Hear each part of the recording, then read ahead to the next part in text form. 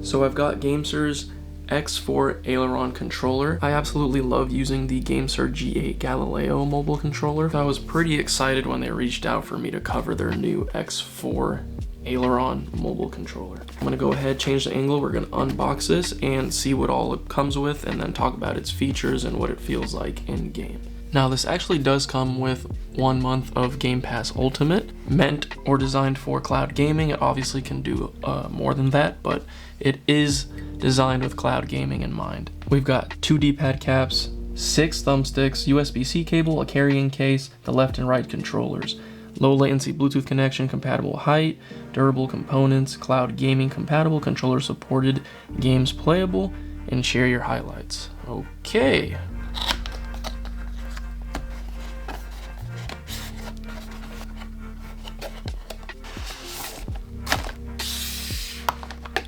Here's our Xbox Game Pass Ultimate subscription that it comes with, as well as some stickers and some instruction manuals. USB-C cable.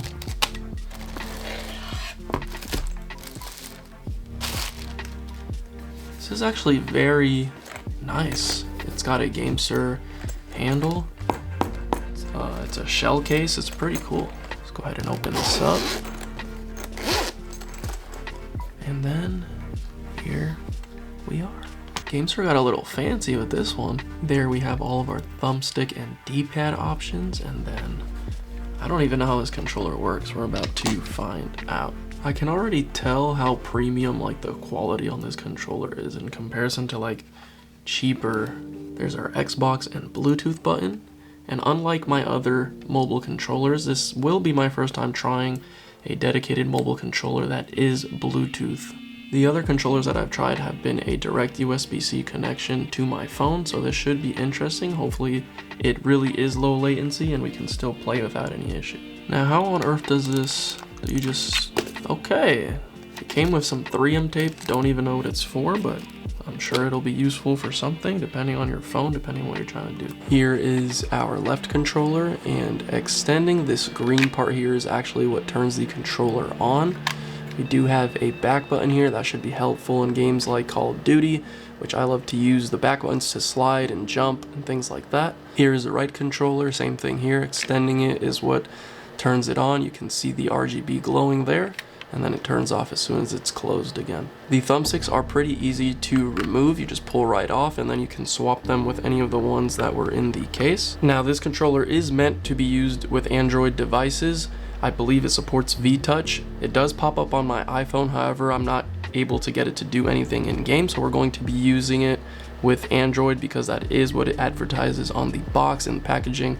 It is meant for Android devices. So I'm going to be trying it with my Razer Edge. We're just going to swap off the Razer Kishi V2 Pro and we will put on the Gamesir controller. It should fit no problem here, extends fairly easily. It's on there, and the same thing for the other side. Extend with the green here, and here we go. Our Razer Edge has new controllers. Let me head over to my Bluetooth settings, pair new device, and I'm just going to hold my Bluetooth button here on the controller until it starts blinking. And there it is, Gamesir X4A for Xbox. Allow access to contacts, no need for that. And we are, or should be connected, yep. We have full control over the Razer Edge now with the Gamesir X4. Now from previous experience, it should be fairly simple to remap buttons. It has an M button here. I'm going to hold the back button that I want mapped and then M, and it should blink, and then I'll just hit the button I want remapped. So if I want B, I'll hit B, and now the back button is mapped to B, which is usually my slide button. I'll do the same for the other side. Hold the back button, hold M, that's blinking, and I'll set that one to A. And I didn't mean to open Fortnite, but I should be good on controller mapping there.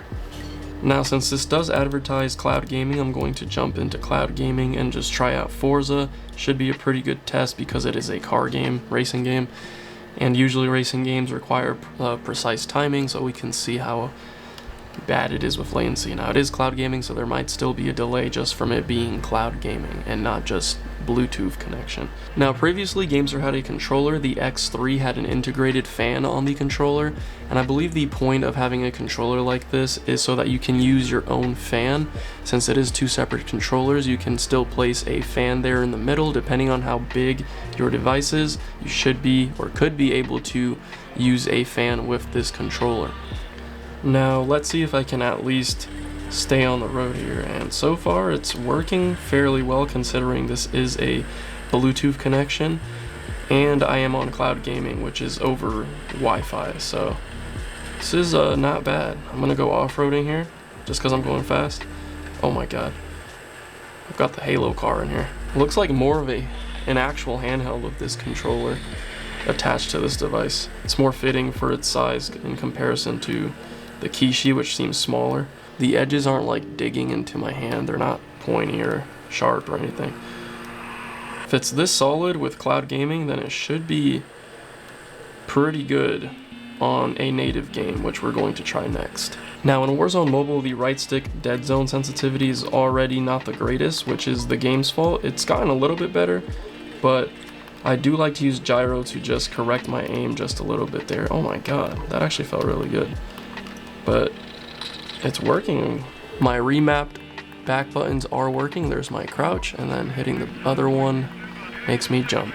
And the feel of the thumbsticks actually feels nice because it's closer to an actual Xbox thumbstick. Can we also just take a moment to appreciate how well Warzone Mobile is running on the Razer Edge here? It actually feels pretty great. And I got him at range, nice. Yeah, I can't really complain. I really thought maybe inputs would be a little bit more delayed than this, but it's actually pretty good, pretty spot on. I'm able to aim when I want to, shoot when I want to. It's pretty nice, and that's just me being bad at the game. Now the other neat thing is, depending on who you are, I know some people like to use would like to use just one side of the controller. You can do that here. You can just use the left side. If you wanted to use it just for aiming and move around with the touchscreen, you can do that with this controller, which is something that you can't do with other controllers. And it's actually pretty comfortable. There we go. Now we know, based on history, that I'm just not the best touchscreen player anyways, so I would be using both sides. But for those that are interested in something that gives you partial controller support, this is capable of doing that. Can you just die, dude? I just want to I need revenge. There we go.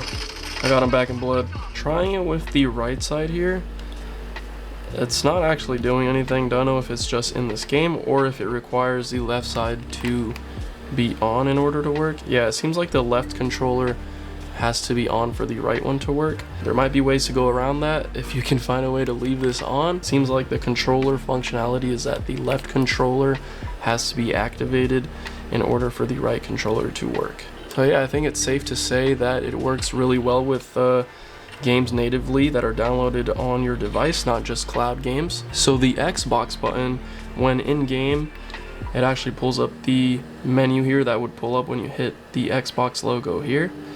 And then if we are in our phone or in our device here, it actually brings you back to the home screen as well. So a couple functionalities there for the Xbox button. We've got our USB-C port for charging right here at the bottom. And then I'm assuming in order to charge these, you actually have to bring them together and then plug it in. That way they both charge. Very easy to put together, super easy to take apart. Hopefully you found this video informative or entertaining.